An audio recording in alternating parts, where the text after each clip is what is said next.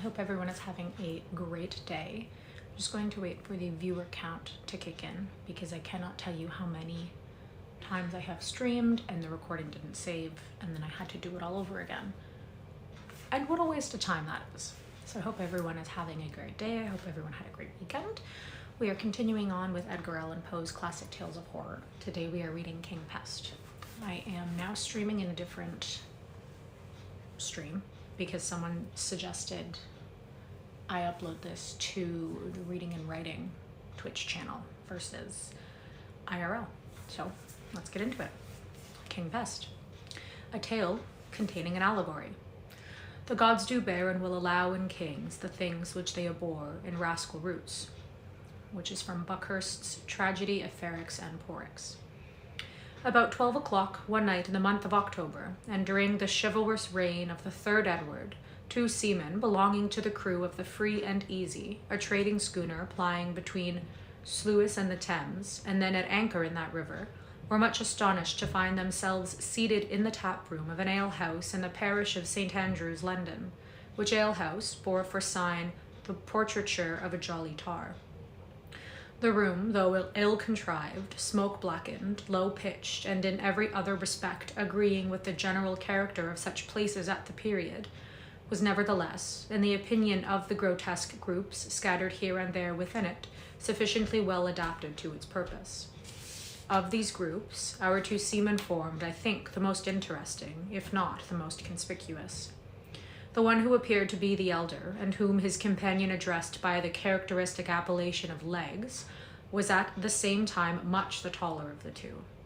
He might have measured 6 feet and a half, and a habitual stoop in the shoulders seemed to have been the necessary consequence of an altitude so enormous. Superfluities in height were, however, more than accounted for by deficiencies in other respects. He was exceedingly thin, and might, as his associates asserted, have answered when drunk for a pennant at the masthead, or, when sober, have served for a jib boom. A jib boom. Thank you. But these jests and others of a similar nature had evidently produced, at no time, any effect upon the cachinatory muscles of the tar. With high cheekbones, a large hawk nose, retreating chin, fallen under jaw, and huge protruding white eyes, the expression of his countenance, although tinged with a species of dogged indifference to matters and things in general, was not the less utterly solemn and serious beyond all attempts at imitation or description. The younger seaman was, in all outward appearance, the converse of his companion. His stature could not have exceeded 4 feet. A pair of stumpy bow legs supported his squat, unwieldy figure, while his unusually short and thick arms, with no ordinary fists at their extremities, swung off dangling from his sides like the fins of a sea turtle. Small eyes, of no particular color, twinkled far back in his head. His nose remained buried in the mass of flesh which enveloped his round, full, and purple face, and his thick upper lip rested upon the still thicker one beneath with an air of complacent self-satisfaction, much heightened by the owner's habit of licking them at intervals. He evidently regarded his tall shipmate with a feeling half wondrous, half quizzical, and stared up occasionally in his face as the red setting sun stares up at the crags of Ben Nevis. Various and eventful, however, had been the peregrinations of the worthy couple in and about the different tap-houses of the neighborhood during the earlier hours of the night. Funds, even the most ample, were not always everlasting, and it was with empty pockets our friends had ventured up upon the present hostelry.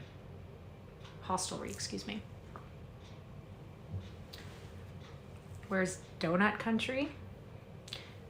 I don't know, it's a game I streamed one time. I'm not super technologically literate, so if it still says it anywhere, then that's just because I don't know how to change it. Funds, even the most ample, are not everlasting, and it was with empty pockets our friends had ventured upon the present hostelry. At the precise period, then, when this history properly commences, Legs and his fellow, Hugh Tarpaulin, sat, each with both elbows resting upon the large oaken table in the middle of the floor, and with a hand upon either cheek. They were eyeing, from behind a huge flagon of unpaid-for humming stuff, the portentous words, "No chalk," which to their indignation and astonishment were scored over the doorway by means of that very mineral whose presence they purported to deny. Not that the gift of deciphering written characters, a gift among the commonalty of that day considered little less cabalistical than the art of inditing, could, in strict justice, have been laid to the charge of either disciple of the sea, but there was, to say the truth, a certain twist in the formation of the letters, an indescribable lee lurch about the whole, which foreboded, in the opinion of both seamen, a long run of dirty weather, and determined them at once, in the allegorical words of Legge himself, to pump ship, crew up and sail, and scud before the wind. Having accordingly disposed of what remained of his ale, and looped up the points of their short doublets, they finally made a bolt for the street. Although Tarpaulin rolled twice into the fireplace, mistaking it for the door, yet their escape was at length happily effected, and half after 12 o'clock found our heroes ripe for mischief, and running for life down a dark alley in the direction of St. Andrew's Stair, hotly pursued by the landlady of the Jolly Tar.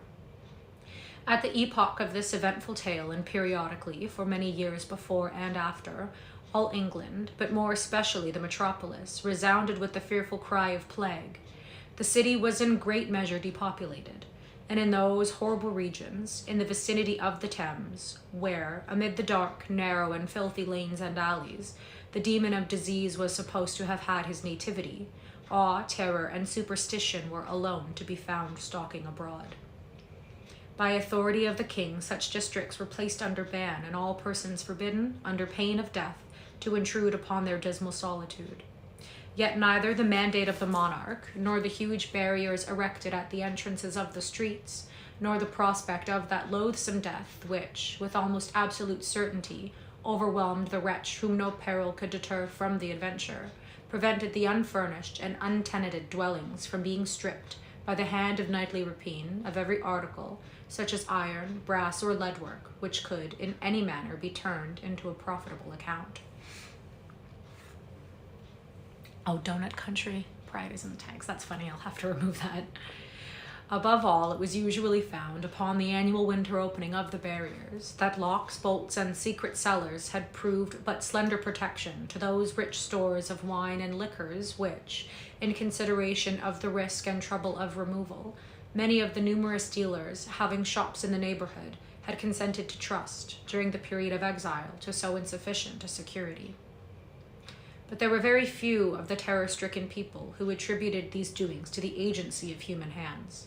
Pest spirits, plague goblins, and fever demons were the popular imps of mischief, and tales so blood-chilling were hourly told that the whole mass of forbidden buildings was, at length, enveloped in terror as in a shroud, and the plunderer himself was often scared away by the horrors his own depreciations had created, leaving the entire vast circuit of prohibited district to gloom, silence, pestilence, and death.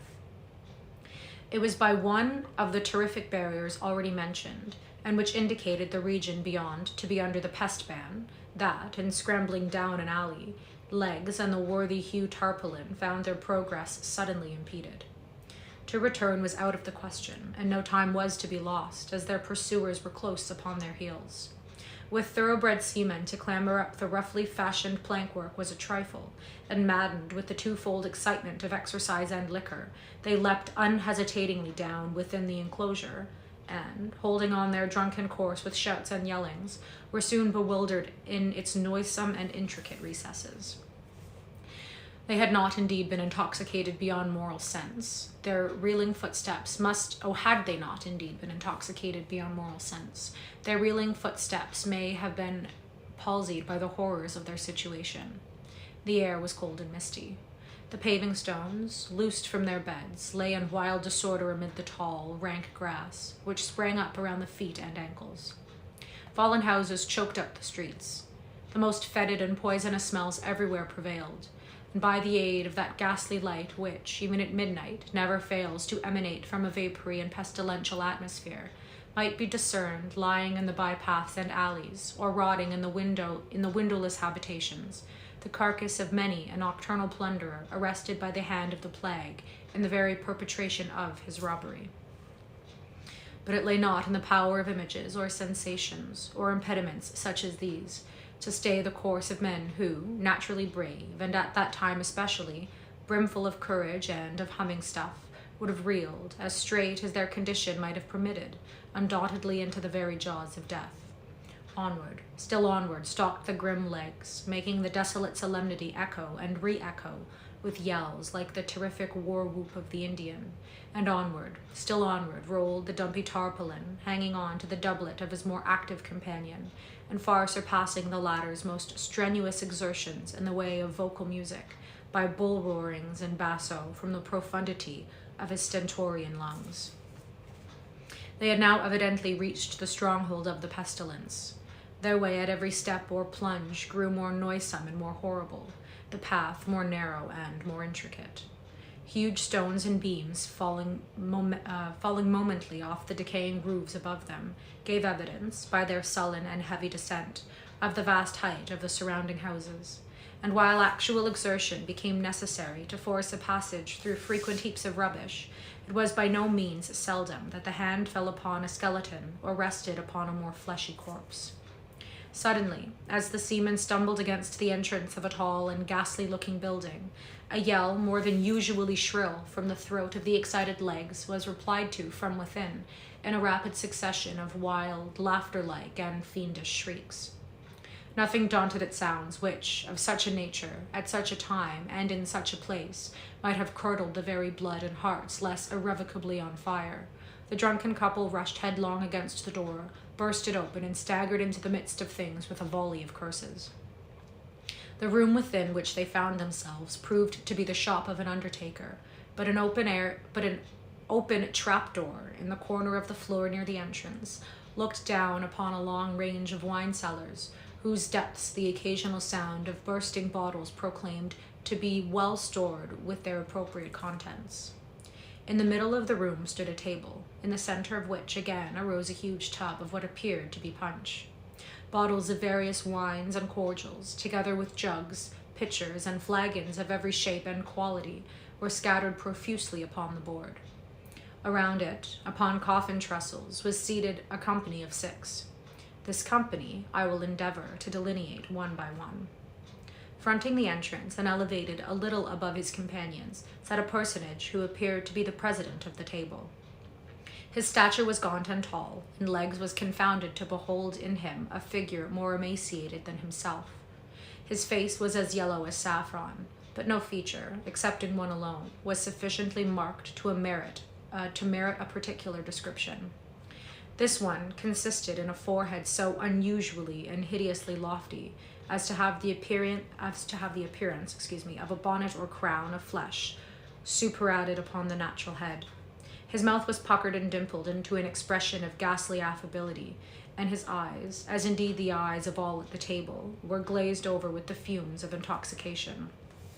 This gentleman was clothed from head to foot in a richly embroidered black silk velvet pall wrapped negligently around his form after the fashion of a Spanish cloak. His head was struck full of sable hearse plumes, which he nodded to and fro with a jaunty and knowing air, and in his right hand he held a huge human thigh bone, with which he appeared to have been just knocking down some member of the company for a song. Opposite him, and with her back to the door, was a lady of no whit the less extraordinary character. Although quite as tall as the person just described, she had no right to complain of his unnatural emaciation. She was evidently in the last stage of a dropsy, and her figure resembled nearly that of the huge puncheon of October beer which stood, with the head driven in, close by her side in a corner of the chamber. Her face was exceedingly round, red, and full, and the same peculiarity, or rather want of peculiarity, attached itself to her countenance, which I before mentioned in the case of the president. That is to say, only one feature of her face was sufficiently distinguished to need a separate characterization. Indeed, the acute tarpaulin immediately observed that the same remark might have applied to each individual person of the party, every one of whom seemed to possess a monopoly of some particular portion of physiognomy. With the lady in question, this portion proved to be the mouth. Commencing at the right ear, it swept with a terrific chasm to the left, the short pendants which she wore in either auricle continually bobbing into the aperture. She made, however, every exertion to keep her mouth closed and look dignified, in a dress consisting of a newly starched and ironed shroud coming up close under her chin, with a crumpled ruffle of cambric muslin.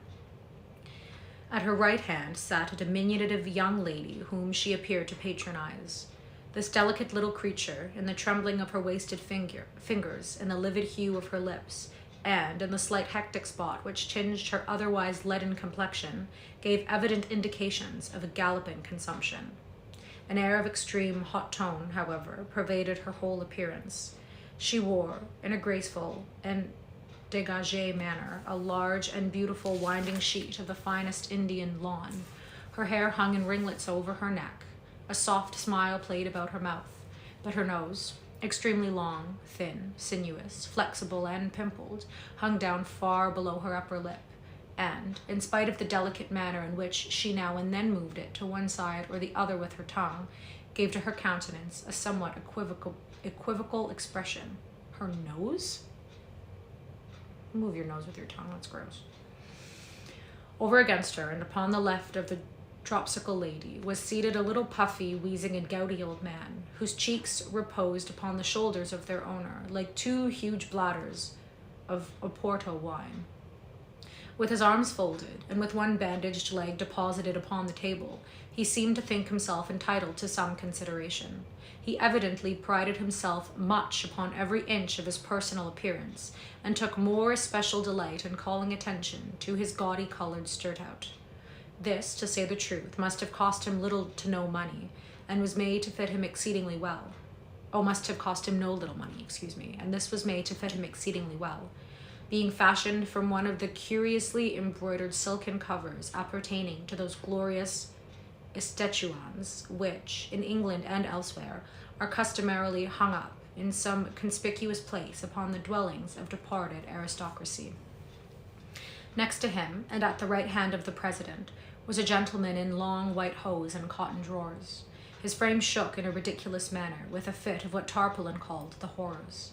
His jaws, which had been newly shaved, were tightly tied up by a bandage of muslin, and his arms, being fastened in a similar way at the wrists, prevented him from helping himself too freely to the liquors upon the table, a precaution rendered necessary, in the opinion of Legs, by the peculiarly sottish and wine-bibbing cast of his visage.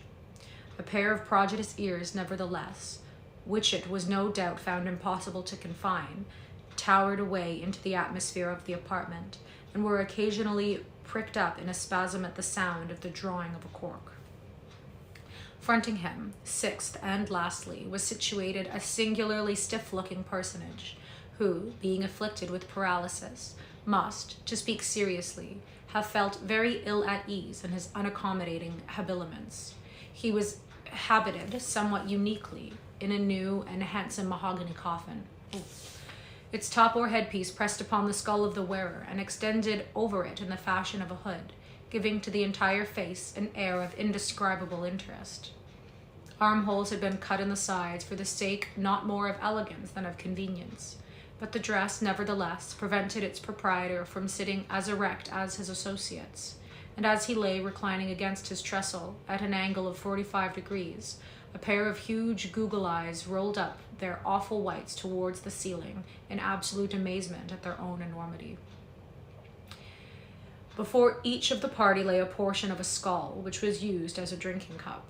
Overhead was suspended a human skeleton by means of a rope tied round one of the legs and fastened to a ring in the ceiling.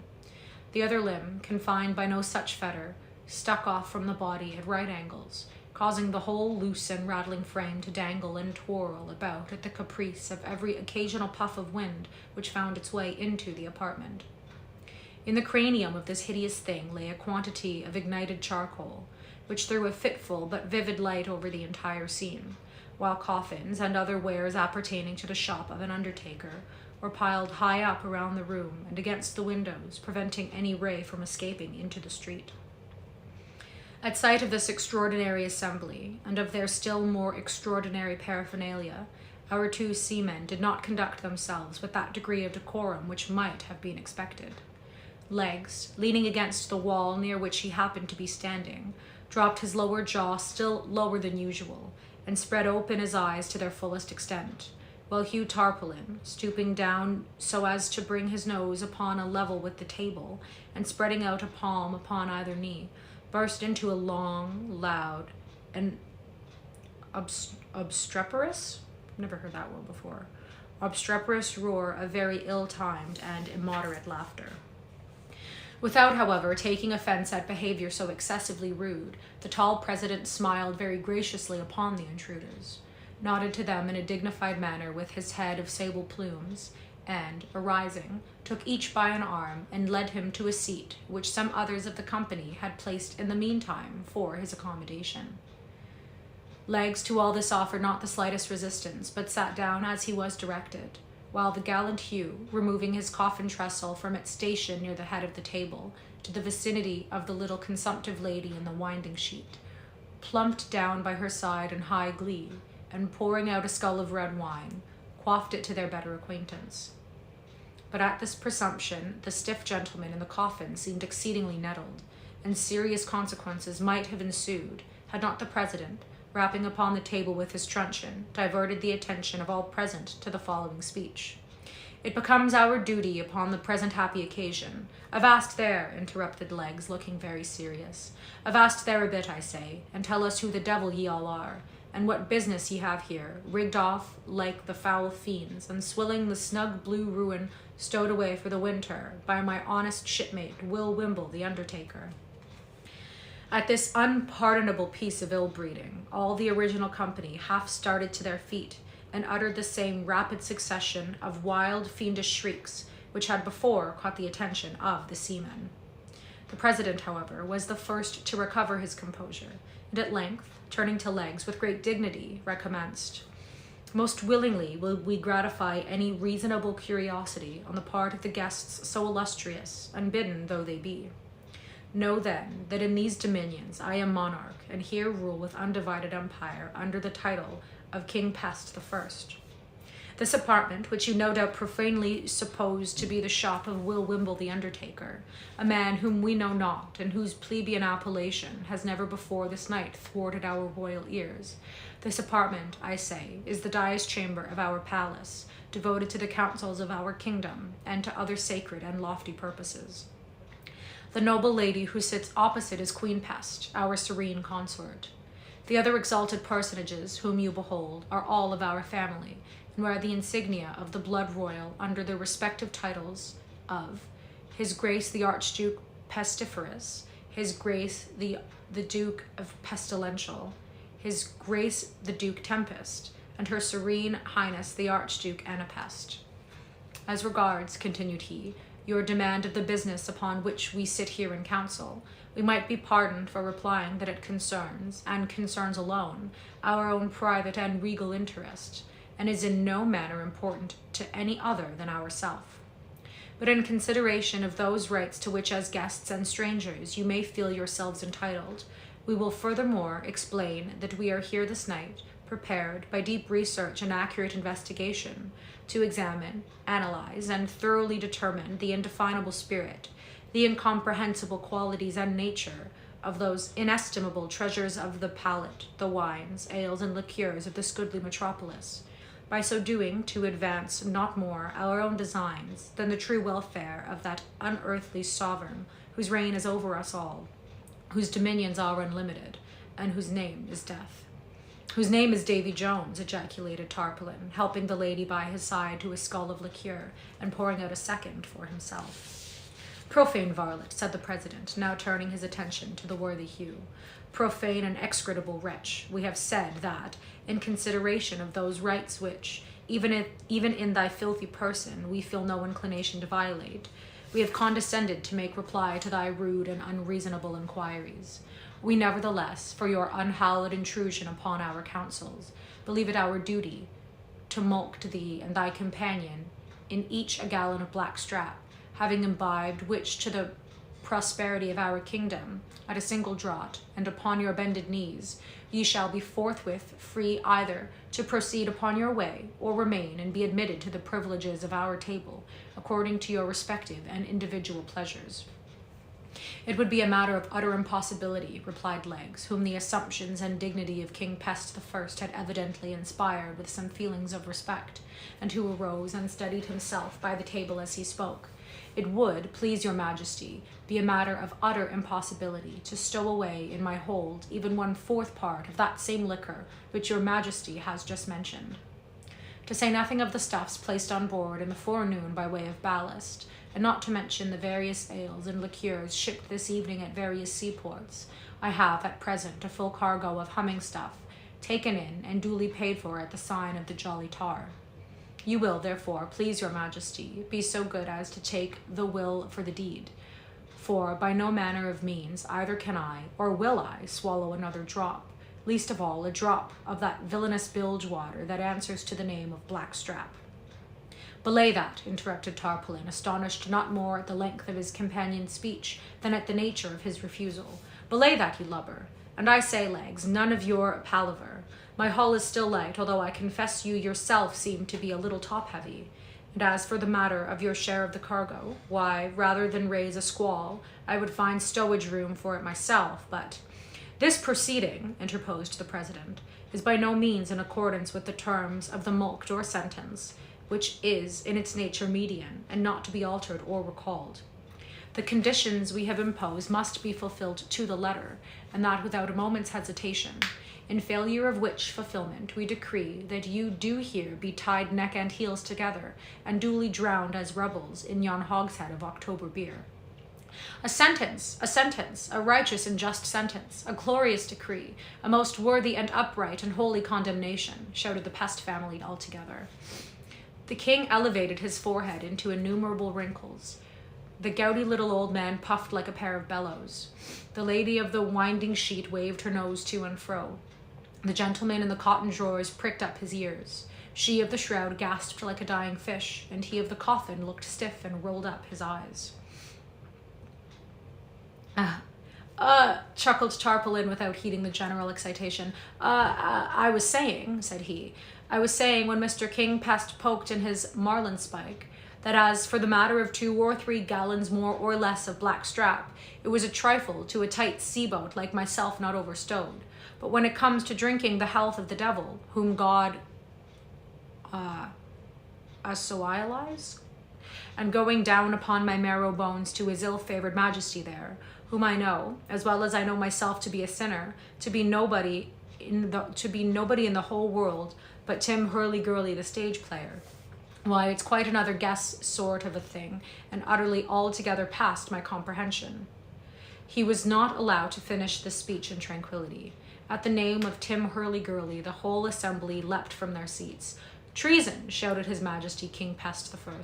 Treason, shouted the little man with the gout. Treason, screamed the Archduchess Anna Pest. Treason, muttered the gentleman with his jaws tied up. Treason, growled he of the coffin. Treason, treason, shrieked Her Majesty of the Mouth, and, seizing by the hinder part of his breeches the unfortunate Tarpaulin, who had just commenced pouring out for himself a scull of liqueur, she lifted him high into the air and let him fall without ceremony into the huge open puncheon of his beloved ale.